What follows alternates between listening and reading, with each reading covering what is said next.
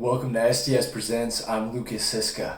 So guys, we had a little introduction to a Q&A session with my last video, and I offered a chance for you guys to ask some questions just so we could get some interaction between all of you guys who follow the channel and myself. We got some great questions, some interesting ones, and I thought I'd share those with you and make this video from it. So let's cut to the chase and let's see what you guys had to say.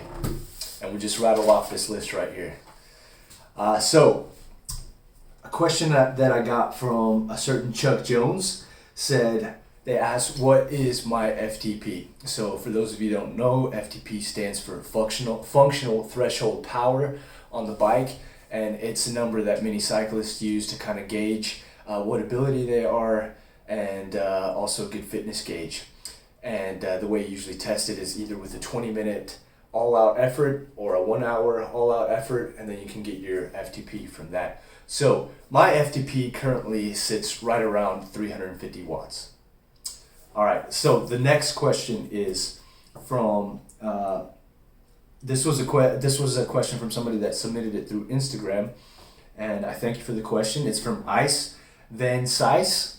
I hope I said that right. Please excuse me if I didn't. So they asked, what is the biggest difference between Racing Pro versus age group? That is a really good question, and I would have to say it's not so much the racing itself than the preparation. So I think there's many talented age groupers out there that if they had the time to train and the conditions and environment, that they could probably race professional themselves. But the biggest difference is that usually professional athletes, especially in triathlon, they have the time to train and do nothing else but train. And so when you go and step up to the race, those guys that you're racing with are going to be ready. They've done the work. Whereas within age group, you know, it's a fun hobby, even though a lot of people take it really seriously. You know, you can get away with not doing your homework, so to speak, and still do well in your age group. If you want to do well in professional racing, when you toe the line, you better have done your homework, because everybody there trains hard. Nobody takes shortcuts, and if you want to succeed as a professional triathlete, there's no other way but doing your homework, and that is training hard. So that's how I would answer that question. Then from a certain Lydia Beagleman, she asked, what is the best stretch routine before a run? So that is an interesting question, because before a run, I actually don't recommend stretching at all. The best time to stretch is after exercise, or in the evening after your body is really loose and limber from the day. But before a run, what I like to do is a little bit of self-massage in the areas that I've had injuries in the past in my plantar fascia. I kind of rub it down, maybe on a golf ball, or even just with my hands, to just try to get the blood flowing there a little bit. Or just some simple dynamic stretches, some leg swings, you know, doing a little bit of squats, lunges, anything to kind of get the blood flowing a little bit, and then kind of ease into any run that you do, and afterwards get a good stretch. So thanks for the question, Lydia. Then from Jessica Schultz, she asked the question, what kind of trainer would I recommend for indoor cycling? And so these days, you can find a full range of trainers, but I personally prefer the Wahoo Kicker. It's a smart trainer, and there's other smart trainers that are similar, but I prefer the Wahoo Kicker. They're kind of dominating the industry at the moment, just for the simple fact that you can connect to such platforms as Zwift, ride with other people. You know, it gives you your watts.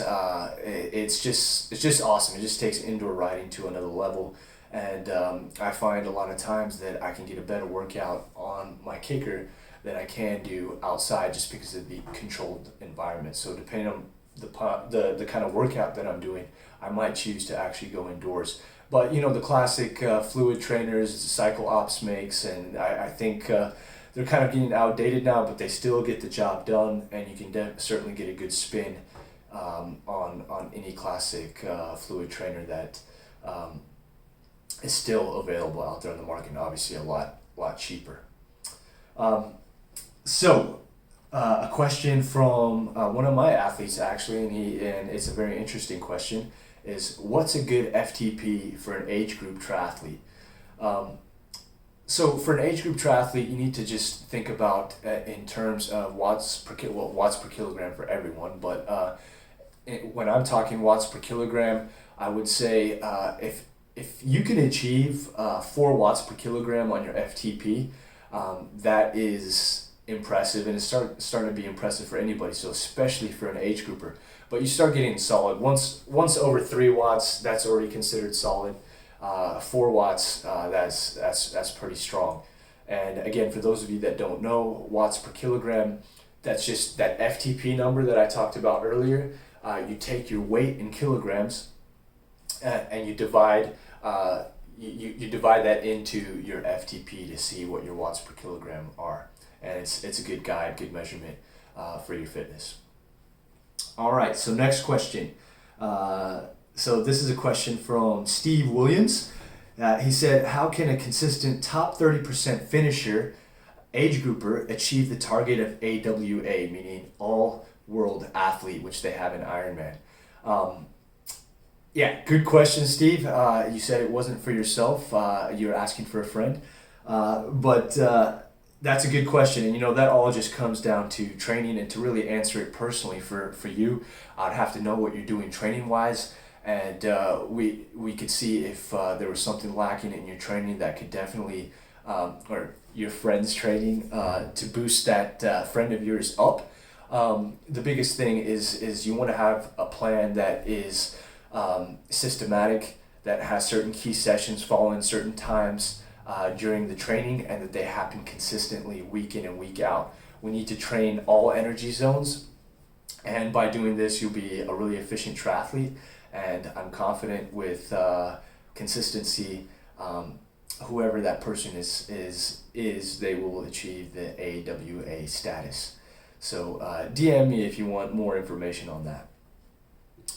So then we had a really good question from Martin Taylor. He was asking about, he wanted me to analyze his position on his tri bike. So we're gonna take a little look at his video and see what he looks like, and maybe you guys can comment as well what you think about his position. It's a great question because most of the resistance that we have on the bike is from our body. So if we can achieve a more aerodynamic position and still keep power, we can get free speed just like that. So let's take a look at Martin's position, and he specifically asked, is it important for him to have his arms bent at 90 degrees? And I would say no. And then he was asking, does he need a seat higher? So let's take a look at that and see if we can help him there. So looking at Martin, he looks actually pretty decent on that bike in my opinion. I don't think his saddle is too high. I think his legs are extending just right. I like it better when he's on the nose of that saddle. He's moving around to try to show us different angles. When he's further back like that, it looks a little bit too stretched out. These days, riders are using the praying mantis position for the cockpit, having the arms at a 45-degree angle. That could knock off some wind resistance for him there. So if you guys see something else, why don't you leave it in the comments, and let's try to help Martin out. Looking good, my man. So these are the questions that I got for the Q&A. We had a few others, but I thought those kind of stood out a little bit. I'd love to do this again, and if you have questions that weren't answered in this video that you were interested in, please leave them in the comments below, and we'll definitely get to them.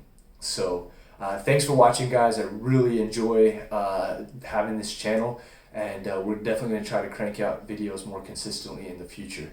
So thanks for watching, and until next time, this is Lucas Siska, and we'll talk to you later.